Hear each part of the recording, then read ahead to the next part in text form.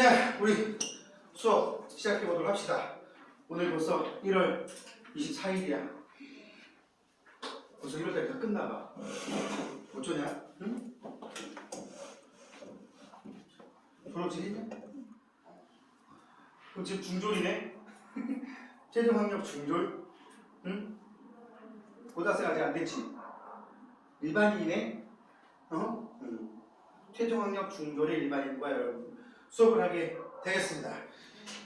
우리 지난 시간에 지질시대에 대한 얘기를 좀 해봤어요. 그죠? 지질시대에 대한 얘기 했어. 이거 잘리냐 안 잘리냐? 안 잘리지? 여기까지 다 들어가? 여기? 여기까지 나와? 네. 땡큐. 됐어. 저쪽에 다 나오는 거 내가 봐가지고.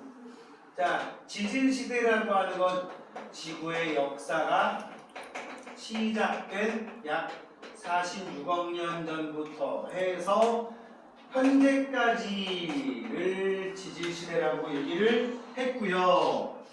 이 현재까지 나누는 경우도 있고 이제 1만 년 전까지 보는 경우도 있다고 얘기를 했지만 이 지질시대를 보통 화석에 나와 있는 또는 대규모의 지각변동 등으로 지질시대를 구분하게 되는데 이 화석에 나와 있는 또는 대규모의 지각변동을 따지다 보면 생물계의 큰 변화가 생물권이 아니라 생물계의 큰 변화가 있었던 시기로 구분하기도 합니다. 이렇게 해서 구분을 하면 약 46억 년 전부터 해가지고 현재까지라고 끊었을 때 거의 대부분에 해당되는 시간대가 약 5억 4천만 년 전까지가 선캄브리아 대라고 얘기를 했었고요. 그지? 여기를 굳이 더 쪼개면 여기는 시생누대, 여기는 원생누대 이렇게 얘기를 했었고 5억 4천만 년 전부터 2억 4,500만 년까지를 고생대, 그 다음에 약 6,600만 년 전까지를 중생대, 그 다음에 신생대 이렇게 구분했다고 했습니다. 그지? 그런 얘기를 하면서 대략적으로 이런 식의 어떤 특징들이 등장했었는지를 지난번 202페이지에 나온 내용을 가지고 얘기를 했었단 말이야. 그치? 이것들을 연구하면 과거의 환경도 알 수 있고 이 지역이 현재는 굉장히 뭐랄까 추운 지역에 와 있는데 과거에는 추운 지역이 아니었구나. 반대로 추운 지역에 있었던 땅덩어리인데 지금은 적도 근처에 와 있구나. 이런 것들 대륙의 분포를 통해서 이런 것들을 통해서 알 수도 있고 또 생물의 진화 과정도 이걸 가지고 추정할 수가 있다고 그랬습니다. 심지어 지구의 기후 변화도 어떤 형태로 변해갔는지 알 수 있다고 얘기를 했어요. 이게 203초까지였고요. 그지? 화석의 종류도 여기서 한번 얘기했었지. 이 것들을 구분하는데 가장 요긴하게 쓰이는 게 화석이라는 게 있었는데 표준 화석이라는 것과 시상 화석이라는 표준 화석은 특정 시대에만 살았던 시대에만 전지구적으로 번성했던 애들이 되겠고 시상 화석은 특정한 환경에서 살았던 생물이라고 했습니다. 그리고 대체적으로 오늘날까지 살아있는 생물들이 이 화석에 많이 들어가지. 고사리 또는 뭐 산호 이런 애들. 표준 화석 고생대 두 개씩만 써볼게. 삼엽충, 갑주어 이런 애들이 있겠고 중생대 공룡, 암모나이트 같은 애들이 있었고 신생대에 레머드, 화폐석 이런 애들이 있었습니다. 대표적인 표준 화석이 그지? 자 이제 204페이지로 가봅시다. 지질시대의 환경과 생물 여기에서 이제 조금 더 확장을 하는 거야. 확장을 해보면 일단 204페이지에요 204페이지에 나와 있는 내용을 한번 쭉 훑어보시면은요 제일 먼저 뭐가 나오느냐 제일 위에 그 선캄브리아 시대의 상상도가 그려져 있습니다. 그죠? 선캄브리아 시대 상상도가 그려져 있어요. 이 선캄브리아 시대 상상도는 거기 나와 있는 그림은 약 10억 년에서부터 한 7억 년 전쯤 지구의 현재 어디야 현재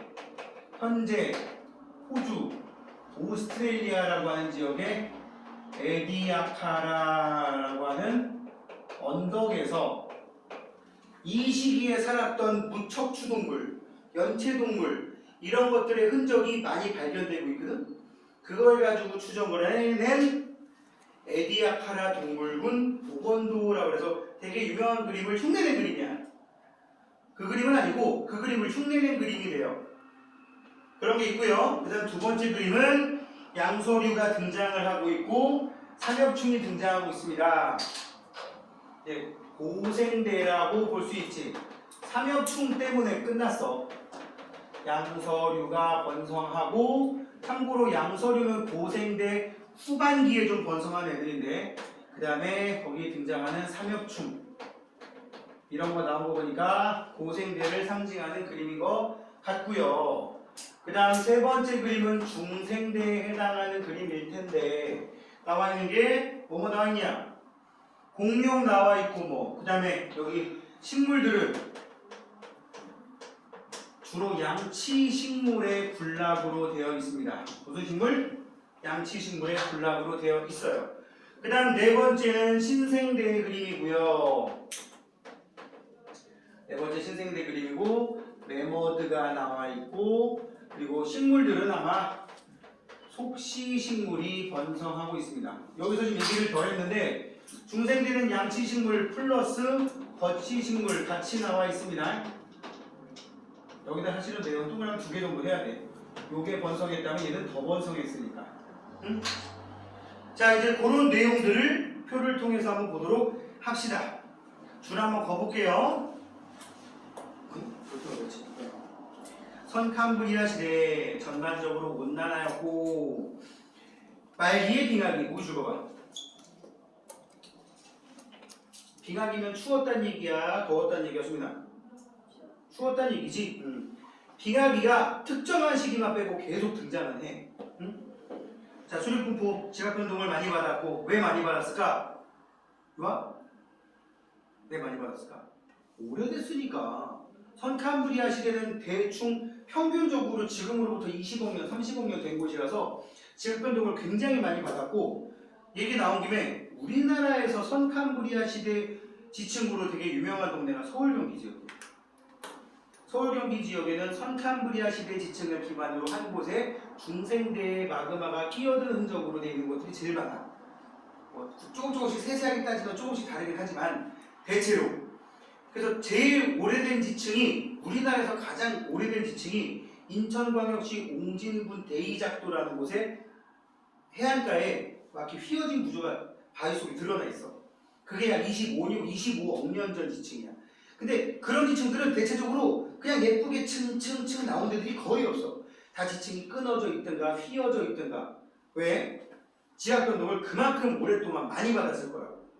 그지? 1억 년마다 한 번씩만 받았어도 중생대 지층은 2번 받았다고 치면 고생대 지층은 한 5번 받았을 거고 선캄브리아 시대 지층은 10번, 20번, 30번 이상 받았을 거란 말이지. 따라서 지각변동을 오래 받았어. 그래서 그때 화석이 발견된다고 하더라도 그때 화석인지 아닌지 구분하기도 쉽지가 않아요. 왜? 너무 오래됐으니까. 자, 그리고 화석이 매우 적어서 정확히 알기 어렵다.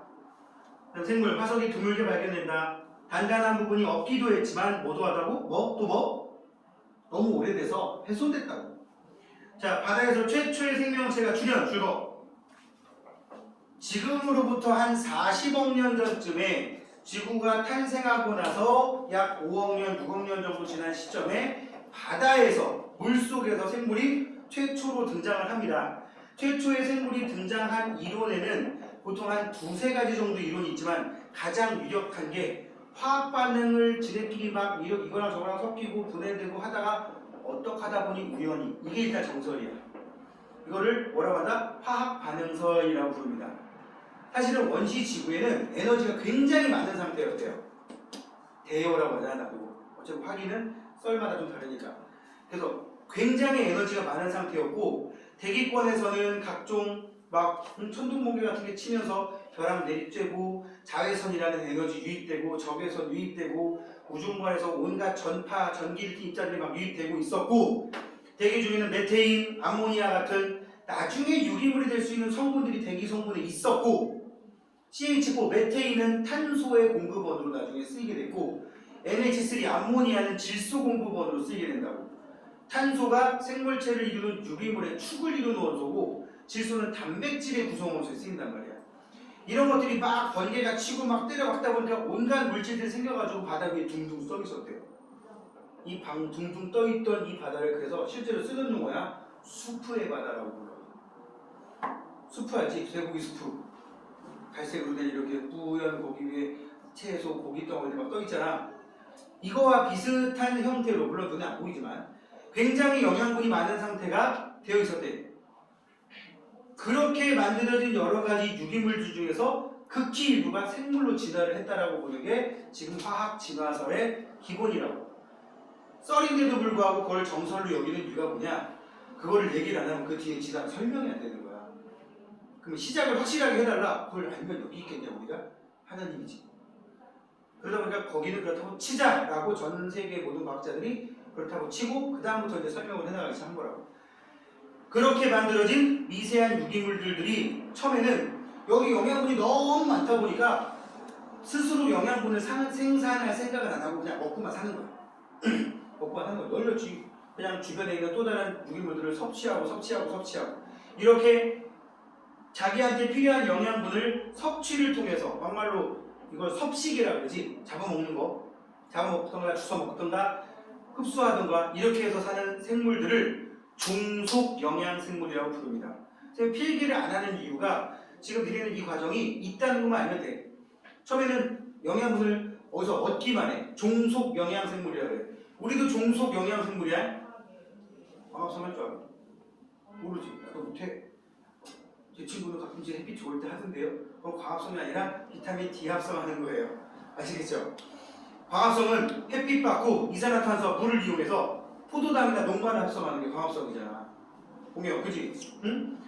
광합성을 안 했단 말이야, 처음에는. 근데 그 많던 영양분들도 시간이 지나면 언젠가 다 쓸 거 아니야. 만약에 아무리 굳이 부자라고 해도. 요새 저희 집 재산이 한 1,000억쯤 돼요. 근데 맨날 막 돈만 계속 써지르고 벌지 않고 쓰기만 하면 언젠가 다 똑 떨어질 거 아니야. 물론 무죄고를 하겠지만.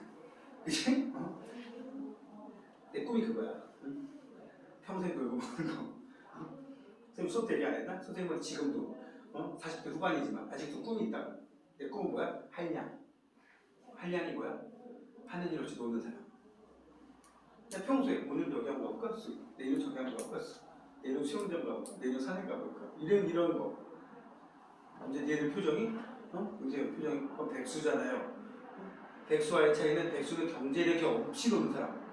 한량은 경제력을 갖춘 상태에서 노는 사람. 그래서 목표가 한량이야. 졸리면 자고, 한잔하고 싶으면 한잔하고, 극장 가고 싶으면 극장 가고, 이런 거. 오늘은 삼겹살, 내일 소고기, 이런 거. 자, 그렇게 많던 영양분들도 계속 처먹기만 하면 언젠가 떨어질 거 아니야. 다행히도 떨어질랑 말랑 할 때쯤 돼서 이러다가 우리 싸그리 볼살이다. 이렇게 뭐 사고력을 가진 건 아니었겠지만, 먹이 섭취 좀 불안정성을 경험했던 작은 미생물 중의 일부가 스스로 에너지를 합성하는 방법을 개발을 하기 시작을 합니다. 그러면서 잘 들어, 우리가 알고 있던 광합성하고 처음에 조금 달라. 대기 중에 이산화탄소 많으니까 또는 물속에도 이산화탄소 많으니까 호흡하는 생물이 많으니까 이산화탄소도 많겠지? 이산화탄소는 바닷물 속에서 구해. 그 다음에 물, 처음에는 물을 이용 안 했어. 황화수소를 이용했어. 해저 화산활동으로 황화수소 H2S가 열나 많았거든. 그래서 이산화탄소와 H2S 햇빛을 받아서 광합성을 합니다. 그냥 편의상 초기광합성이라고 할게. 초기광합성을 통해서 얘가 포도당이라는 성분을 스스로 합성하는 일을 하게 돼요. 근데 그러다가 해저 화산활동 같은 것들이 많이 줄어들면서 H2S 황화수소가 귀해진 거야. 그때 얘들이 방법을 바꿉니다. H2S와 거의 비슷한 H2O를 이용해서 광합성을 하는 일로 전환을 하게 돼요. 그게 약 38억 년 전인 거야. 물속에 생물체가 등장하고 나서 한 2, 3억 년 뒤에 광합성을 물을 이용해서 광합성을 하는 생물이 등장을 해버린 거야. 이게 지구상 생물체에게 엄청난 변화를 일으킵니다. 왜? CO2는 계속 이용했었고, 왜? CO2는 이용했었고 H2S를 이용해가지고 C6H12O6를 만든 거거든? 그거 아니지. 산소는 없었고요. 하여튼 뭐 써도 상관없어. 포도당을 만들고 여기에 부산물로 황이 나와요. 이게 독성물질이란 말이야. 그리고 화산활동 줄어들어서 이게 흔하지 않다 보니까 어떻게 돼요? CO2에다가 H2O를 이용해가지고 역시 포도당을 합성하고 포도당과 포도당과 여기에서 산소가 발생해버린단 말이야. 뭐가 발생한다고? 산소가 발생을 하게 되면서 물속에 산소가 풍부해지기 시작합니다. 그러다 보니까 이게 어떤 큰 계기가 되느냐, 영양분 합성하는 거는 이때도 했었고 이때도 했었어. 그지? 산소가 영양소랑 이 산소랑 결합시켜서 에너지를 얻어내는 세포 호흡을 하게 되면 효율이 높아져요.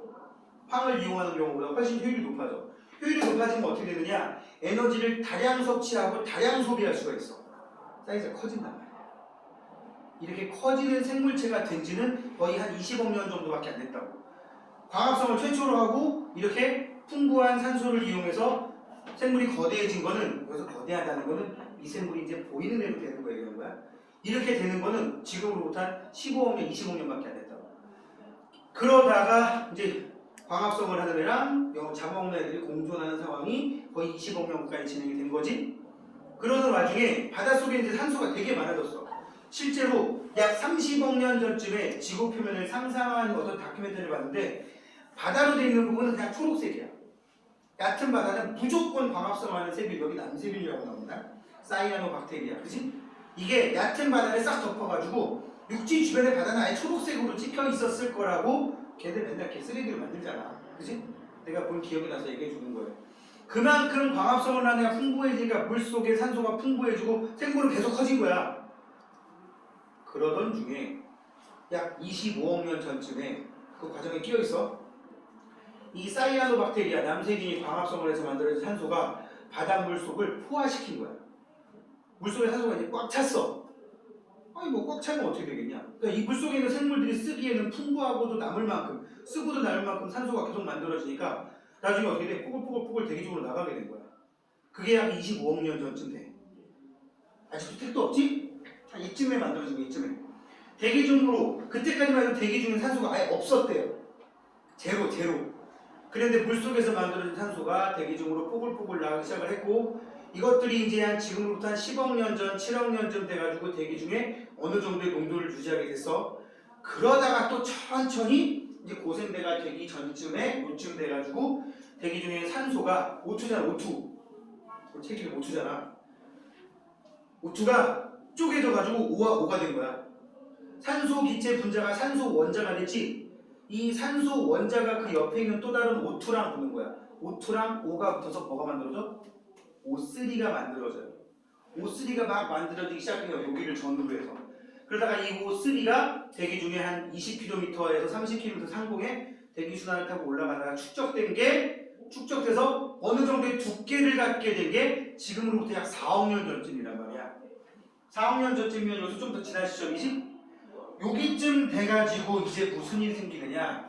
대기 중에 오존층이 만들어져요. 한 4억 1000만 년 전쯤에. 지질시대를 대를 쪼개서 선생님이 기까지 지난번에 얘기했었지. 탐 오실 때 석탄 퍼오시면 했냐 안 했냐. 이 표정들은 뭐지? 요새는 그렇다고 치고 내가 탐 오실 때 석탄 퍼오시면 튀김지포 100마리 했냐 안 했냐? 안 했냐? 이게 고위 지구학도 마치 여길 나가고 있어가지고 내가 벌써 꼬인 거야. 하여튼 이 대라는 고생대라는 시기를 쪼개면 듣기만 해. 캄브리 이야기, 오르도비스기, 실론 이야기, 대본기, 석탄기, 페름기라는 기로 쪼개거든. 여기까지 외울 필요는 없을 거야. 별일 없으면. 응? 캄, 오, 실. 세 번째 고생대 세 번째 시기인 실론 이야기쯤 돼가지고 대기 중에 오존층이 만들어집니다. 지금 봐. 오존층이 만들어지는데 결정적인 역할을 하는 게 산소를 이용해서 물을 이용해서 광합성을 하게 된 게 컸단 말이야. 그래서 산소가 생겼고 이 산소를 이용해서 세포호흡도 하게 되고 그지? 광합성을 많이 해서 산소가 대기 중에 늘어나다 보니까 자외선에 의해 쪼개져서 O와 O로 쪼개지고 그 옆에 있던 O2랑 결합해서 O3가 제법 대기 중에 20에서 30km 높이에 농축된 곳이 쫙 띠의 형태로 만들어져요. 그게 오존층이고 오존층이 만들어진 게 의미가 있는 정도의 두께로 만들어진 게 약 4억 1천만 년쯤 되면서 또 지구상에서는 엄청난 생물계 도약이 발생합니다. 뭐지? 물 밖으로 생물이 진출하는 거야. 그 전까지는 불속 아니면 지옥이었어. 그러니까 대가리만 내밀면 빠지지야. 자외선 다 들어오지, 막 번개 치고 있지, 산소는 없지. 살 만큼 있는 게 아니었단 말이야. 그래서 물 밖에 나가면 죽는 상황이었다고. 그래서 이거는 이제 학자들 중에 한 소수 의견이긴 한데 우리가 생물체가 육지로 진출하게 되었고 그 육지로 진출한 식물, 육지로 진출한 동물, 동물의 그 육지로 진출한 동물의 후손이 결국 우리가 됐다는 거잖아. 진화론에 의하면. 육지로 진출한 동물은 왜 진출했느냐? 물속에 있을 때 약자였기 때문이라는 설이 있어.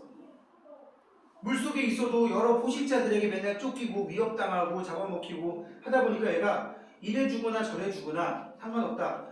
물 밖으로 도망가 볼까? 야 가면 뒤진데 에이씨 이래 주거나 저래 주거나 상관없어. 한번 가보자고 대가리를 들이밀었는데 괜찮은데? 그래가지고 진출했다라고 하는 설이 있다고 실제로. 응?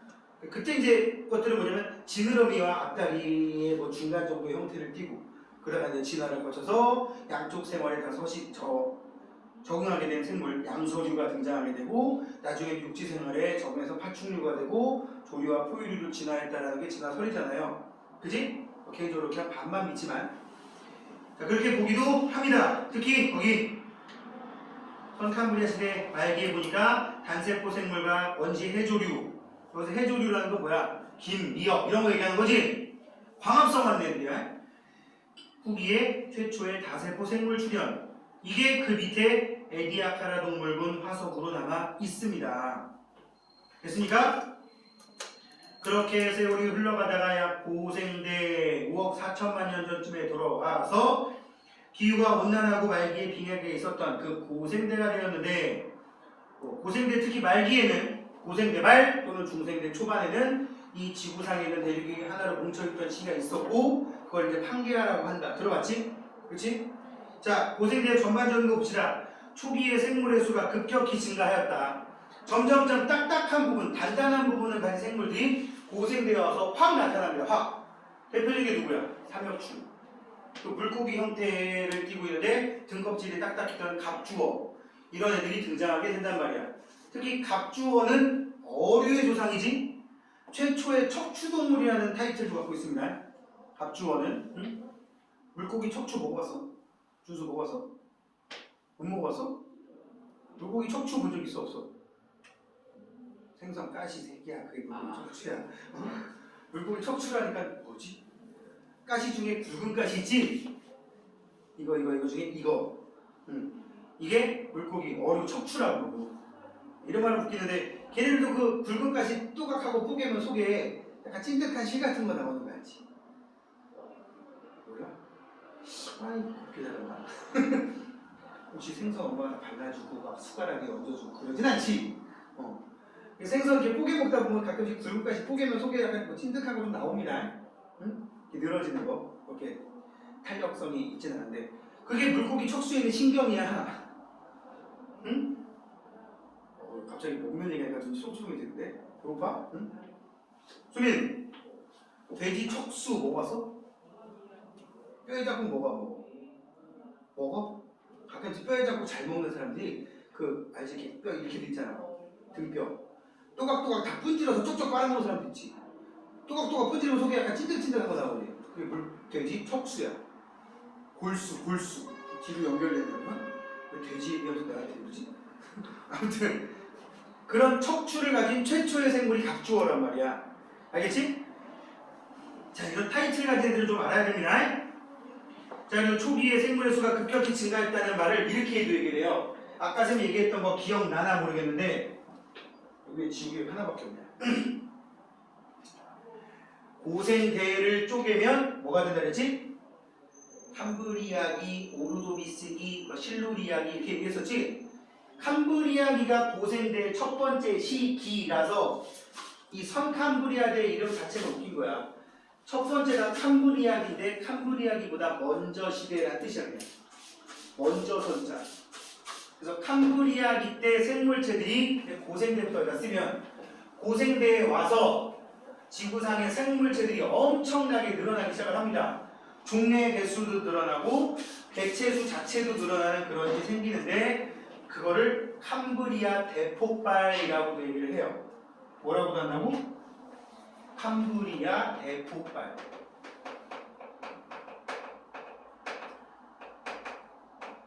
캄브리아기 지금으로부터 약 5억 4천만 년 전쯤에 이제 고생대가 시작되면서 생물체들이 갑자기 확 많아진다고. 캄브리아 대폭발이라는 용어도 씁니다. 자, 그 다음에 육상 생물이 출현했다. 이유는 오존층이 생겼으니까. 뭐가 생겨? 오존층. 대기 중에 산소 농도 증가로 오존층이 두꺼워져서 지표에 도달하는 자외선 차단. 이게 약 언제쯤이라고? 캄브리아기, 오르도비스기, 실루리아기인데 이때쯤에 지금으로부터 약 4억 1천만 년 전쯤에 오존층이 형성되면서 이 뒤로 육지에 동식물이 진출하게 됐다고. 자, 그리고 말기에 생물의 대멸종. 판게아가 형성되면서 얕은 바다가 많이 줄어버리니까 왜 판게아가 생기면 얕은 바다가 줄는지 알겠어? 여기 봐봐. 땅덩어리가 이만한 것들이 따로 있었어. 따로 이렇게 있으면 이때만 해도 다 바다 생물이잖아. 그럼 막 수심 1000m, 2000m에 있는 게 아니라 대부분 햇빛이 들락말락하는 그런 애매한 얕은 바다에 살았단 말이야. 그럼 얕은 바다가 다 이런 데거든. 해안가. 그러지 않겠어? 이 해안가가 다 얕은 바다에 해당하는 지역이란 말이야. 이렇게 대륙이 따로 떨어져 있을 때는 이 뒤꿈치 면적만큼 생물체들의 서식 공간이 주어지게 된 거야. 그런데 이게 나중에 붙어가지고 이따시만한 땅덩어리가 됐어. 부피는 별 차이 없지? 전체 넓이는. 근데 생물체가 살 곳이 이거밖에 안 생기는 거야. 여기밖에. 이 안쪽에 있던 이 꾸불꾸불한 곳은 이제 생물체가 사는 곳이 아니지. 거의 서식 환경이 반토막 나버린다고. 그럼 살던 생물들끼리는 막 이전투구도 있을 것이고 그러다 보니까 생물들이 멸종하는 환경이 될 수도 있지. 물론 그 상황에서도 살아남은 새끼는 살아남지만, 그지? 그래서 고생대 말에 대멸종이 있습니다. 빙하기 때문이다라고 하기도 하고 판게아 때문이라고 보통 얘기를 합니다.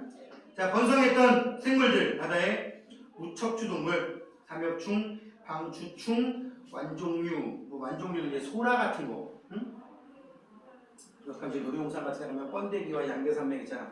이쑤시개를 뽑아먹는 거, 그지? 그런 것들 완종류라고 하는데 그런 것들이 있었고 어류, 아까 얘기했지? 최초의 척추동물이라고.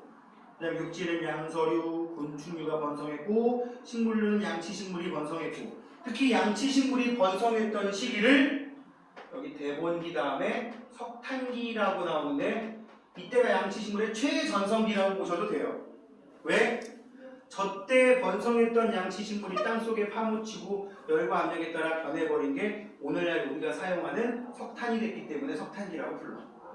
그리고 이제 고생대발 폐륜기 때 이때 등장했던 삼엽충, 필석, 갑주어, 방추충 이런 애들이 싸그리 멸종하게 됩니다. 자, 그리고 이제 중생대로 넘어오면 약 2억 4,500만 년, 대략 한 2억 5천만 년이라고 알면 되는데 이때 빙하기 없이 전반적으로 온난했다. 거기 발표하세요. 중생대에는 빙하기가 없었다. 뭘 통해서 알 수 있느냐? 특히 중생대면 대략적으로 한 2억 5천만 년 전부터 해서 한 6,600만 년 전까지를 중생대라고 하는데 그 중생대에 나와 있는 화석들의 분포 중에서 산호라고 하는 생물이 있어. 산호 들어봤지? 산호는 오늘날 어떤 데에서 주로 많이 사느냐? 수온이 25도 이상 되는 따뜻한 아열대 바다에서 주로 서식을 해요. 얕고 따뜻한 바다에서 주로 서식을 하는데 그 당시에 대륙의 분포를 가지고 산호의 서식 환경을 추적을 해보면 위도 70도까지 산호가 번성했던 것으로 나옵니다. 위도 70도면 북극권이거든. 알래스카가 위도 60도야. 60도, 65도. 그 위에까지도 산호가 번성했단 말이야, 바다에. 아니, 거기까지도 수온이 25도를 넘어갈 정도면 어땠다는 얘기야? 엄청 지구가 더웠다는 얘기지? 그지?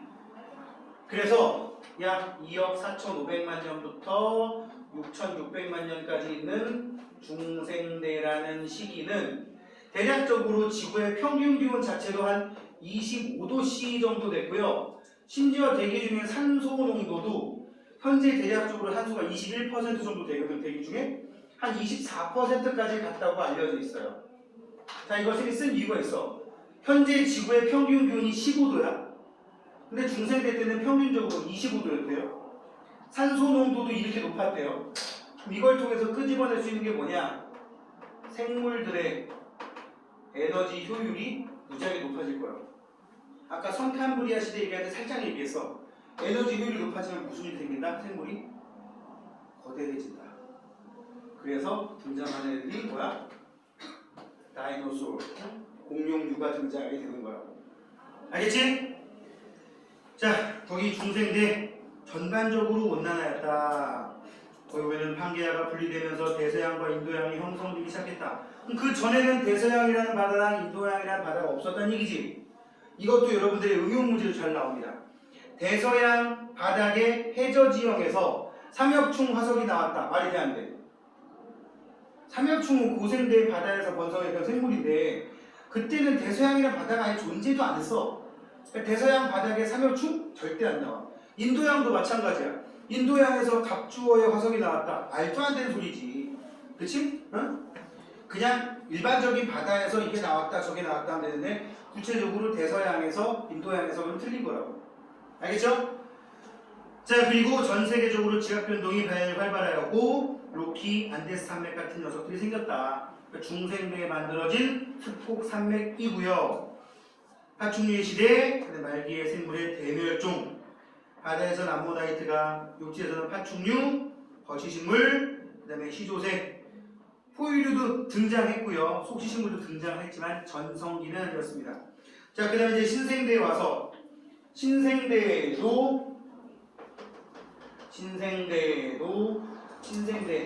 할레오기, 네오기, 신생대 제4기 이렇게 쪼개는데 앞에 두 개를 신생대 초반, 여기를 신생대 후반이라고 하면 신생대 초반은 좀 따뜻했었는데 신생대 후반에 와서 빙하기와 빙하기가 4번이니까 빙하기와 빙하기 사이는 몇 번? 여기 간빙기. 빙하기, 간빙기, 빙하기, 간빙기, 빙하기, 간빙기, 빙하기. 이렇게 걸쳐서 계속 패턴을 갖고 변화가 되고 있는 중이다라고 나옵니다. 또 줄 한번 보면 전기에는 대체로 온난했지만 후기에는 빙하기와 간빙기가 반복되었다. 빙하기 4번이라고 해서 봐. 4번. 다시 말할게. 빙하기가 4번이니까 손 봐봐. 빙하기가 4번이니까 간빙기는 몇 번? 3번이겠지? 그지? 참고로 간빙기가 지금 정도 온도였다고 보시면 됩니다. 빙하기는 지금보다 한 10도 이상 떨어진 상황이었고, 그래서 앞으로 빙하기가 올지 지금에서 조금 더 간빙기가 유지될지는 나도 모르지. 학자들마다 의견이 분분해서 어차피 우리 죽기 전에 그런 일은 안 생길 것 같아. 그래서 가끔씩 그 쓰레기 영화를 보면서 선생님 다음 주에 빙하기가 오면 어떡하죠? 걱정하지 마시면 돼요. 이상한 쓰레기 영화 알죠? 투모로우라는 영화 이런 거 보면 나오지? 그냥 재밌으라고 보는 거야. 자, 그리고 신생대에 와서 대서양과 인도양 점점 넓어지고 태평양 좁아졌다. 특히 알프스와 히말라야 산맥 같은 게 생겼다. 그래서 걔네들을 뭐라고 한다? 신생대에 일어난 조산운동에 의한 지대, 신기조산대라고 합니다. 알프스, 히말라야. 세계적으로 산맥에서 일어나는 지역변동은 여기가 제일 험합니다. 지진 같은 거 굉장히 잘 일어나는 지역이라고. 대표적인 경우 유럽 남부. 이게 이탈리아도 되게 지진 자주 발생하는 지역인 거 알지? 응? 폼페이 이런 데 화산 지진 유명한 데잖아. 그리고 거기서 연결되는 뭐 그리스 쪽이나 그리스 북부 쪽이나 터키, 그 다음에 중앙아시아로 연결되는 지역들이 쭉 이렇게 연결되는 거예요. 그래서 인도 북부의 히말라야랑 연결되는 거예요. 이렇게 말하면 알지? 세계지도 샀어 안 샀어? 지구본 있어 없어? 준비해 놓으셔야지 피가 되고 살이 될 겁니다. 자, 바다에는 화폐석, 그 다음에 육지에는 포유류, 조류, 속시식물이 번성했고 인류의 조상이 출현했다. 알잖아. 오스트랄로피테쿠스 아파렌시스 뭐 이런 거. 그게 뭐 한 100만 년 전쯤 되나? 자, 205페이지 갑니다. 그런데 이런 지진시대를 겪는 과정에 고생대도 2번, 또 중생대도 한 2번, 이렇게 뭐 대충, 그 다음에 선캄브리아 시대에도 한 번 정도 있어가지고, 이 지진시대 동안에 약 5회 정도의 대멸종 시기가 있었는데, 이유는 다양하죠.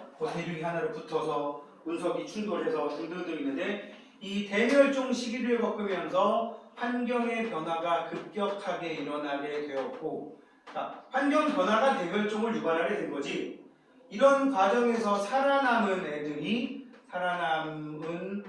생명체가 다시 그 다음 시기에 주된 생물체가 되면서 이렇게 생물의 진화와 소멸을 계속 겪어왔다고. 자, 여기도 보시면 고생대부터 하나, 둘, 셋, 넷 쭉 써있는데, 여기 보면 하나, 둘, 셋, 세 번째 대멸종 동그라미 치고요. 5번째 대멸종 동그라미 치세요.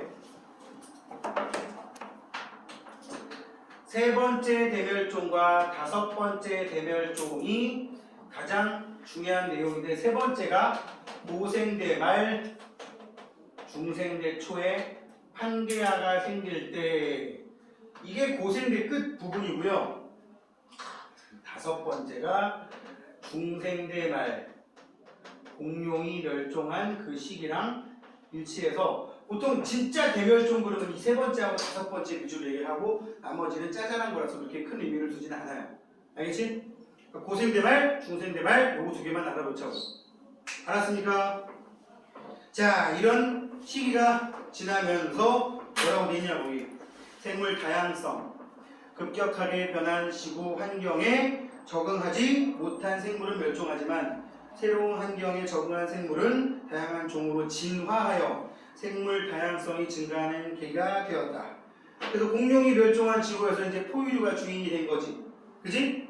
그 운석 충돌로 격렬한 확산 폭발 등이 일어났고 지구의 평균 기온이 급격하게 떨어지니까 우리가 변온동물이라고 알고 있던 공룡류들은 대량으로 멸종하게 되었고, 정온동물, 체군이 어느 정도 유지되고, 또 자식을 생산할 때 알로 낳아서 방치하는 게 아니라 어느 정도 뱃속에서 키워서 새끼로 낳아버리는 포유류가 훨씬 유리한 환경이 돼버린 거란 말이지. 털도 나 있으니까 또 체온 유지 좋고. 자, 그렇게 변화가 있게 되었다. 자, 이제 개념 쏙쏙 보겠습니다. 그림 가에서 다는 서로 다른 지질시대의 수륙분포를 나타낸 것이다. 각 수륙분포가 나타났던 지질시대를 쓰고, 지금 여기에 나와 있는 거는 고생대, 중생대, 신생대를 나타낸 그림 같아요. 원래는 이거를 할 때 선캄브리아대를 빼고 한다는 말을 써놨어야 돼. 뭐 그런 거 같으니까 하나로 붙어있던 시기 찍어보자. 다가 되겠지. 다가 고생대 말 판게아를 나타내는 그림인 것 같으니까 다가 제일 먼저고, 가장 요즘 지도랑 비슷한 게 나죠. 그지? 그래서 다, 가, 나 순서대로 쓰면 되겠습니다. 이름을 쓰면 다 고생대, 가 중생대, 나 신생대. 6번 지질시대와 생물의 특징을 옳게 연결하시오. 고생대에는 무척추, 그 다음에 양치식물, 신생대는 포유류와 속시, 중생대는 파충류와 거치, 선캄브리아 시대는 거의 대부분 무척추 동물이었는데 후기에 고생대 대다 와서는 뭐라고? 최초의 다세포 생물이 출현하였다. 그러니까 최초의 다세포 생물을 이렇게 생각하면 돼. 이제 눈에 보이는 애, 손바닥만한 애, 콩알만한 애, 뭐 공만한 애, 이런 식으로 사이즈가 이제 생기게 됐다는 얘기예요. 그전은 안 보이고. 7번 지질시대 동안 가장 큰 규모의 멸종은 고생대에 일어났다. 그 다음에 급격하게 변한 지구 환경에 적응한 생물은 진화하여 생물 다양성이 증가하는 계기가 되었다. 자, 이제 뒤로 넘겨서 내신탄탄부터 하도록 하겠습니다. 한번 끊고 해야지.